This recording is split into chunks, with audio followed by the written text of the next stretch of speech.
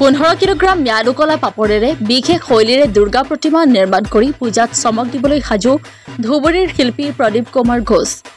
বিগত প্ৰায় এটা দশকৰ পৰা বিভিন্ন অভিনৱ সামগ্ৰীৰে দুৰ্গা প্ৰতিমা নিৰ্মাণ কৰি বিপুল জনপ্ৰিয়তা পোৱা ধুবুৰীৰ শিল্পী প্ৰদীপ কুমাৰ ঘোষে এইবাৰো সাজু হৈছে পুনৰ এক আলোড়ন সৃষ্টি কৰিবলৈ। বিগত এসপ্তাহৰ পৰা দিনে নিশাই অমানসিক পৰিশ্ৰম কৰি সাজি উলিয়াইছে ম্যাদ উকলা পাপৰেৰে নিৰ্মিত এক আটক ধুনীয়া দুৰ্গা প্ৰতিমা। আনুমানিক প্ৰায় 15 কিলোগ্ৰাম হেলনীয়া পাপৰেৰে নিৰ্মাণ কৰি থকা দেৱী প্ৰতিমাক এতিয়া অন্তিম পৰখ দিয়াত ব্যস্ত শিল্পীগৰাকী। উল্লেখ্য যে বিগত 2024 বৰ্ষত প্ৰায় 8,000 বটলৰ প্লাষ্টিকৰ সাফৰেৰে ঘোষে নিৰ্মাণ কৰা হয় এক বিশেষ দুৰ্গা প্ৰতিমাই ৰাইজৰ মাজত বিপুল সমাদৰ লাভ কৰিছিল।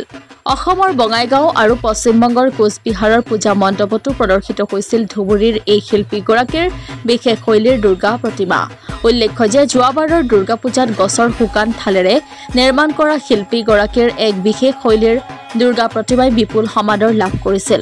পেছাত গৃহ শিক্ষক প্ৰদীপ কুমাৰ ঘোষে 1992 চনৰ পৰাই শাক পাচলি, প্লাষ্টিকৰ পানীৰ বটল, গছৰ শুকান থাল আদি বিভিন্ন সামগ্ৰীৰে ভিন্নধৰ্মী দুৰ্গা প্ৰতিমা নিৰ্মাণ কৰি দুৰ্গা পূজাত চমক সৃষ্টি কৰি আহিছে। এইবেলি তেওঁ নিৰ্মাণ কৰা এই প্ৰতিমাটো ধুবুৰী চহৰৰ 1 নং ৱাৰ্ডৰ ৰজা প্ৰভাত চন্দ্ৰ বৰুৱাৰ খেলপথাৰত অনুষ্ঠিত হ'বলগীয়া সবুজ সংঘৰ পূজা মণ্ডপত প্ৰদৰ্শিত হ'ব বুলি জনাইছে শিল্পীগৰাকীয়ে।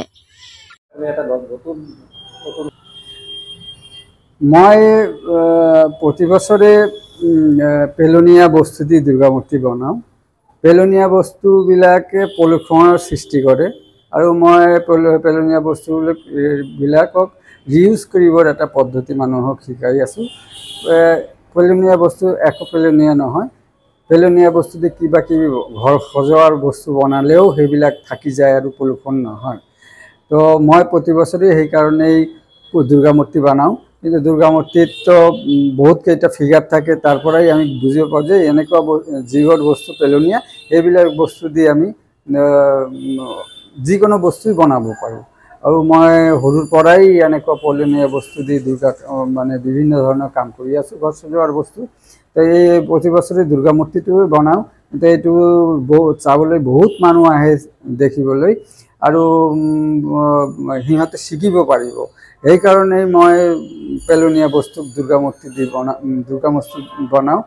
আৰু এইবাৰ মই দুৰ্গা মূৰ্তি বনাই আছোঁ পাপৰ দি, যি পাপৰ আমি খাওঁ সেই পাপৰ দি বনাই আছোঁ। কিন্তু এই পাপৰবোৰ এক্সপাইৰি ডেট উকলি যোৱা পাপৰ দি বনাই আছোঁ, যাতে যিবিলাক মানুহৰ খাদ্য নহয়, উকলি গৈছে ডেটবিলাক পাপৰৰ, এইবিলাকৰ দি বনাই আছোঁ। এইবিলাক পেলনীয়া বস্তুৱে হয়, মানুহটো খাব নোৱাৰিব আৰু পশুও খাব নোৱাৰিব বুলি মই বোধ কৰোঁ। কিন্তু এইবিলাক খালে পশুৰ কিবা মানে বেমাৰ আজাৰ হ'ব পাৰে। সেইকাৰণে এইবিলাক মই পেলনীয়া বস্তু বুলি ভাবিছোঁ আৰু সেইকাৰণে এই বছৰ এই পাপৰ দি বনাই আছোঁ মূৰ্তি। আপোনাৰ এতিয়ালৈকে কিমান কেজি পাপৰ লাগিছে আৰু কিমান দিনৰ পৰা বনাই আছে?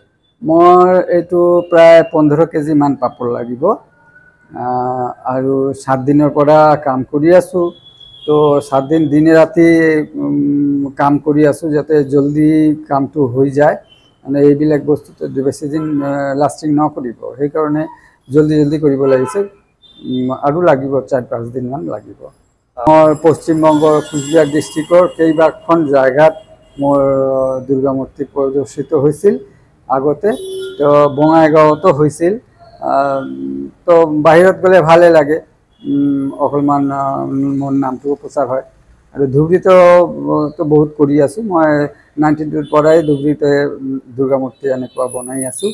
তো আমাৰ এইবাৰ দুৰ্গা মূৰ্তিখন ধুবুৰী সবুজ সংঘত প্ৰদৰ্শিত হ'ব, যিখন পূজা মণ্ডপ ধুবুৰীৰ ৰজা প্ৰমোদ বৰুৱা খেলপথাৰত প্ৰভাত চন্দ্ৰ বৰুৱা খেলপথাৰত অনুষ্ঠিত হ'ব। সেই পূজা মণ্ডপত মোৰ এই প্ৰতিমা শোভা বৃদ্ধি কৰিব। আৰু সবুজ সংঘৰ এই বছৰ 75 ইয়াৰ্ছ, সেইকাৰণে তাতে বহুত মানুহে হবে, সিহঁতে 75 ইয়াৰ্ছ চেলিব্ৰেট কৰি আছে। আৰু তাতে গৈ মোৰ মূৰ্তিখন থাকিলে মোৰ বৰ আনন্দ লাগিব। সেইকাৰণেই আপুনি কিমান মই সৰুৰ পৰাই ইণ্টাৰেষ্টেড আৰু সৰুৰ পৰাই নিজে নিজে কৰি আছোঁ। আৰু মই এজন স্কাল্পচাৰ আৰ্টিষ্ট, এজন স্ক্ৰেপ্ট আৰ্টিষ্ট আৰু এজন ফাইন আৰ্টিষ্টো হয়। মই স্কুলতো টিচাৰি কৰিছিলোঁ, ইংলিছ মিডিয়াম স্কুলত। এতিয়া মই ঘৰতে এইবিলাক শিকাওঁ আৰু বনাই থাকোঁ, কেতিয়াবা বস্তু বিক্ৰীও কৰোঁ।